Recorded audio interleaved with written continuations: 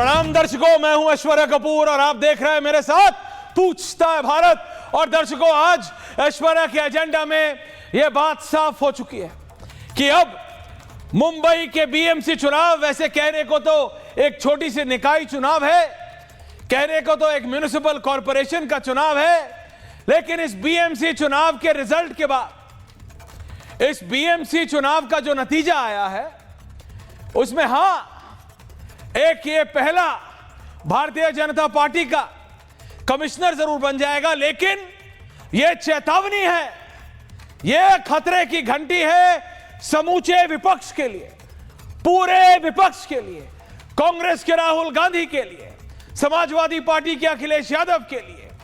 यह चेतावनी है कांग्रेस के राजस्थान से आने वाले सचिन पायलट के लिए, यह चेतावनी है झारखंड मुक्ति मोर्चा के हेमंत सोरेन के लिए, यह चेतावनी है पश्चिम बंगाल की मुख्यमंत्री ममता बनर्जी के लिए। 2014 से 26 आ गया है दर्शकों, 2026। इन्होंने हर इलेक्शन, हर छोटे बड़े चुनाव में सिर्फ यही बात बोली कि भारतीय जनता पार्टी मुसलमानों के खिलाफ है। आज भी ये यही बोल रहे हैं।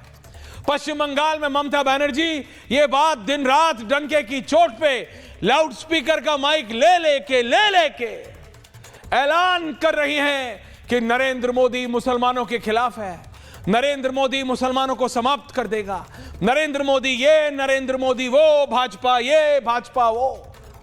लेकिन दर्शकों, एक बात बताऊं सिंपल सी आपको, चाहे राहुल गांधी हो, अखिलेश यादव हो, सचिन पायलट हो, हेमंत सोरेन हो, या खुद हो ममता बनर्जी, या असम में हो गौरव गोगोई, इन सबको एक छोटी सी बात समझनी चाहिए। क्यों उत्तर प्रदेश से लेके हरियाणा, हरियाणा से लेके बिहार, बिहार से लेके मध्य प्रदेश, मध्य प्रदेश से लेके राजस्थान, राजस्थान से लेके गुजरात, और गुजरात से लेके महाराष्ट्र के मुंबई के बीएमसी चुनाव तक, इस देश की जनता, इन प्रदेशों की जनता ने भारतीय जनता पार्टी को चुना। There is a reason behind it viewers, यह कारण है, और यह कारण सबसे बेहतर अगर कोई जानता है तो वो राहुल गांधी, अखिलेश यादव और ममता बनर्जी जानते हैं, लेकिन मानने को तैयार नहीं है। और अगर मान भी चुके हैं तो जनता के सामने आकर स्वीकार करने को तैयार नहीं है, क्योंकि वो मेहनत नहीं करना चाहते, वो काम नहीं करना चाहते। दर्शकों, बात सिंपल है, जो डिलीवरी करेगा जनता सिर्फ उसे ही चुनेगी। जनता को ड्रामा नहीं, डिलीवरी चाहिए। It's as simple as that. Drama नहीं, delivery. D&D, drama and not delivery viewers. ये लोग इसमें बिलीव करते हैं।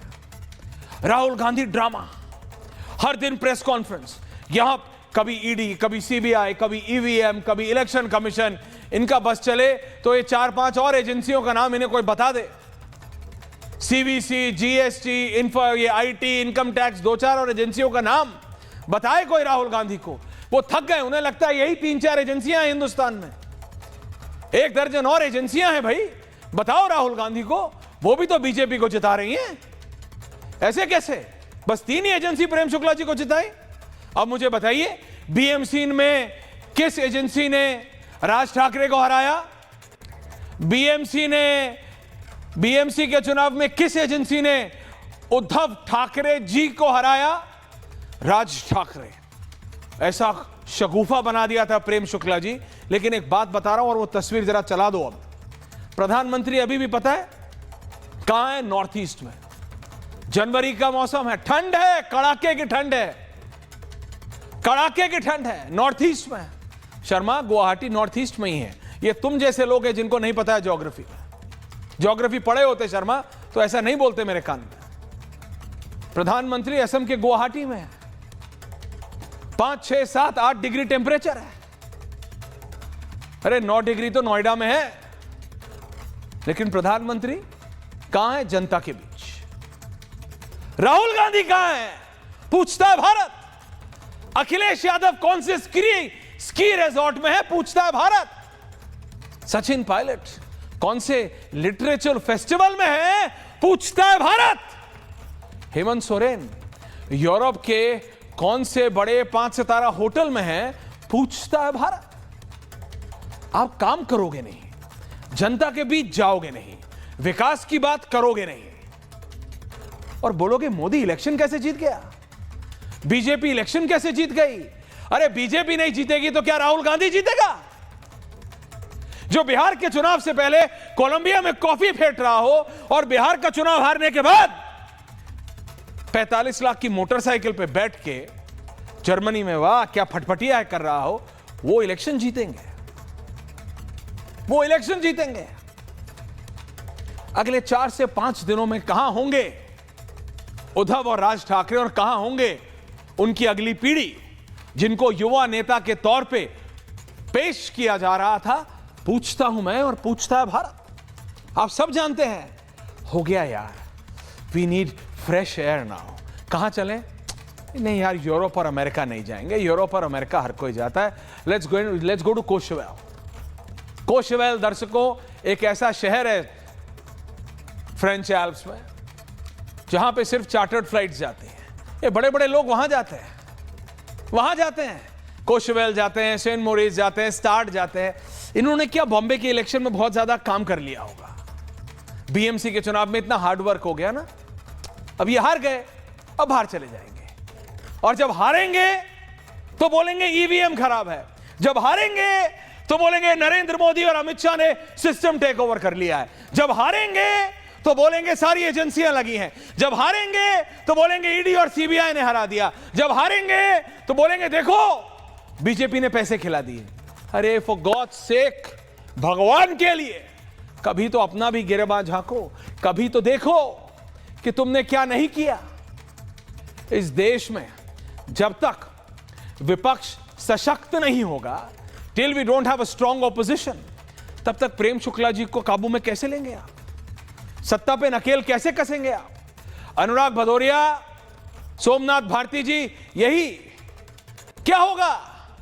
आप लोग सिर्फ डिबेट्स में, पत्रकार वार्ताओं में भी सवाल उठाते रहेंगे बस। कैसे सरकार को काबू में लाएंगे आप, कैसे? जब जरूरी होता है हम तो सवाल पूछते हैं,